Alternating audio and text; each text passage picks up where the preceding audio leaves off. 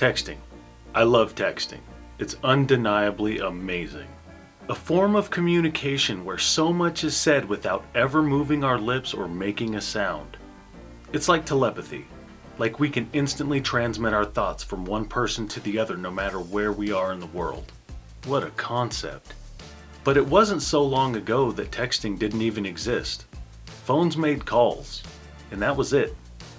Now I'm a bit awkward and shy at times, but I wasn't always this way. I used to be so confident and brazen, the life of the party, the center of attention. But now I don't even want to talk to people. And it's not even that I don't like people. There's just too much pressure talking face to face. I just want to hang back and listen. Actually, I don't even want to listen. Leave me alone. I just want to eat my snacks and watch Netflix. So what happened to me? The social me, I mean. Texting. Texting happened. Now stay with me. You see, I can write things and present them in a way that's cohesive and fluid, like these videos, but I can't have a conversation with a person. I just can't. And I don't mean that in an anxious way, or that I can't speak. I mean that I'm not good at vibing on the spot. I'm not good at improvising a conversation with somebody when they approach me with a question or with a story from their boring life. I'm trying to live my own boring life, dude. I don't want to pay attention to you, and I definitely don't want to answer any questions. This is what an interaction looks like with me. Hello. Hey, how's your day going? My what? Wait, he's asking me a question? Why? I said hello. He's supposed to say hello back. I was just being polite. I didn't know he was going to ask me a damn question. Say something, you idiot. I'm good. How are you? He's gone. Fuck. It just happens too fast in real time. I don't have time to process the information and think of a response live. I need time to think, man. Texting has spoiled me. I know that. Now, I remember when texting came out. I was amazed at the fact that I could carefully plan my response before replying. What an amazing technological feat. Buying us extra time to reply? That's something we didn't even know we needed. I would never be caught off guard again. I would never say anything stupid ever again. Of course, drunk texting came along later and proved me wrong in spectacular fashion. But I say all of that to say this. When texting came out, I never wanted to talk on the phone ever again. And I still don't. When the phone rings at work, I go over 1,000 scenarios in my head about how I fucked that phone call up. And I still have to answer it. Please don't ask me any hard questions, phone person. Before texting, I would talk on the phone like a damn professional, like it was my job. I spoke with confidence, man. I would call people. I would call jobs I've applied to. I would call my friends' houses and their parents would answer. And I was cool with it. I would just ask them if my friend was there. Nowadays when I call someone, even if they answer, I might still hang up. Shit. When I wanted to call into work, I would actually have to call into work and lie to my boss directly about why I wasn't going to be there. Yeah, I'm just really sick right now. I was throwing up all night. Yeah, I'm not going to be in today. Do you know how stressful that was? Way more stressful than sending a text message. Dude, I used to answer the phone without caller ID. Do you understand how crazy that is? No caller ID? That would be like every time your cell phone rings, it's from a private number. And you had to answer it. Because it might be your mom. Now I hate my mom, but you might love yours. You don't want to miss that call. But now, even with caller ID and all my contacts saved in my phone, I still don't answer. Text me. Jesus, texting has made me soft. What a blessing and a curse. I mean, texting is the ultimate convenience. It's silent, it's discreet, it operates on your schedule and your frame of mind. We even have emojis, GIFs, and pictures we can send for extra flair. It's amazing. It's so much better than talking. You can't send a GIF of Macho Man Randy Savage snapping into a Slim Jim in live conversation. Texting simply cannot be bested. It just can't. It's a great way to hide your inner coward. You can ask the hard questions or tell the hard truths without having to see the person face to face. You can flirt and flatter without the pressure of being smooth about it. You can take your time, carefully formulating each and every response before you send it. And if you play your cards right, your crush or significant other might even send you naked pictures of themselves. What? Nothing turns a bad day at work around like one of those pictures. And don't be ashamed of it. Nudity is normal. Nudes are normal. They're not a bad thing when done respectfully and consensually.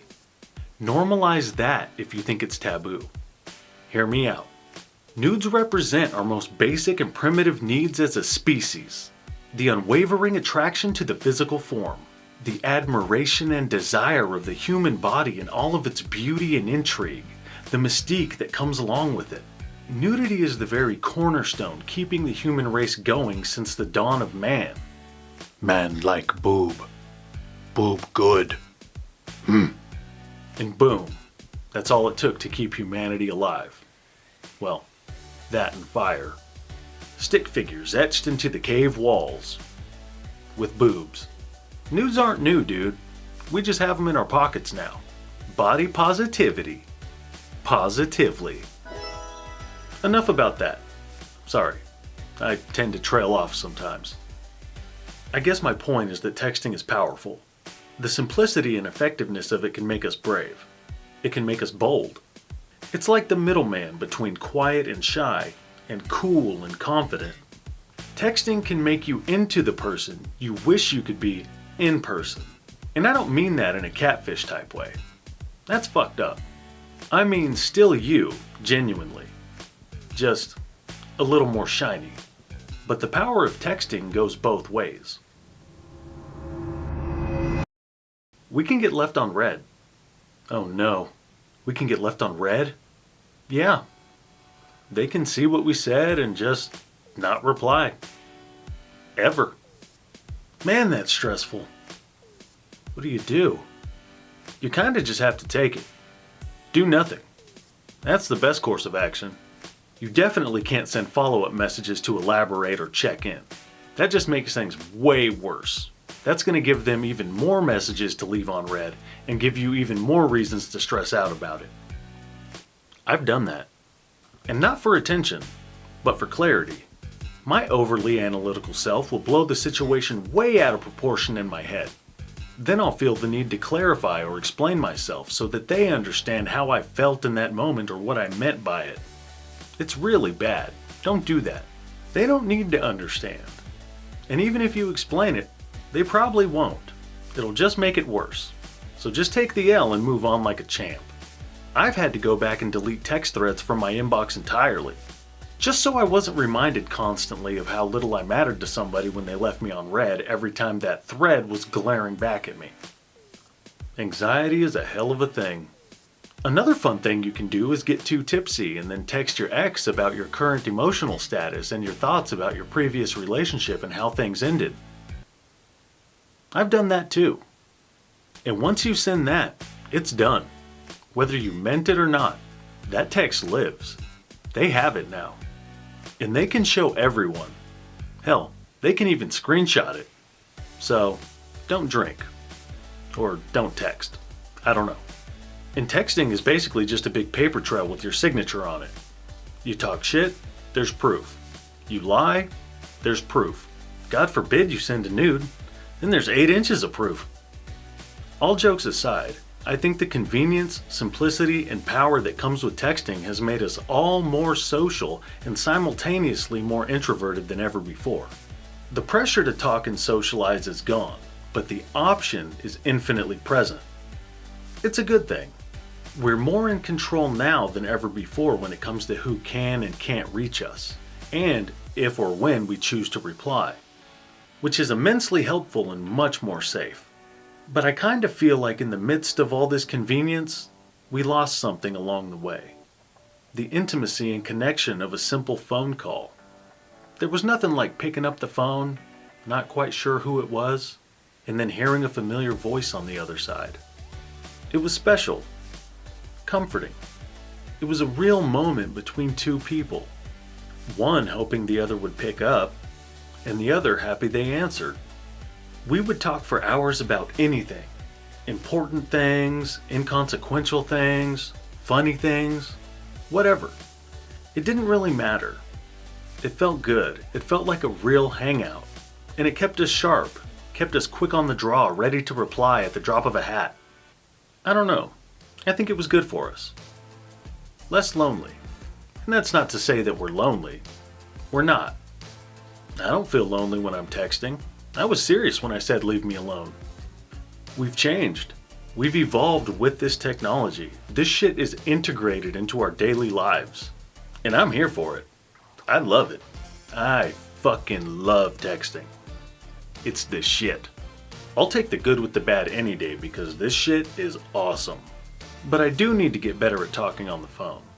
And I definitely need to sharpen my ability to have a conversation with the person without having to pause and think of what to say next. I think I'll work on it. If any of my friends are watching this, call me. Let's talk some shit. Or don't. Actually, don't. Text me. And to all of you out there, call someone. See if they're surprised you called instead of texted. Could be nice. I don't know. Until next time, thanks for watching Life of Steve.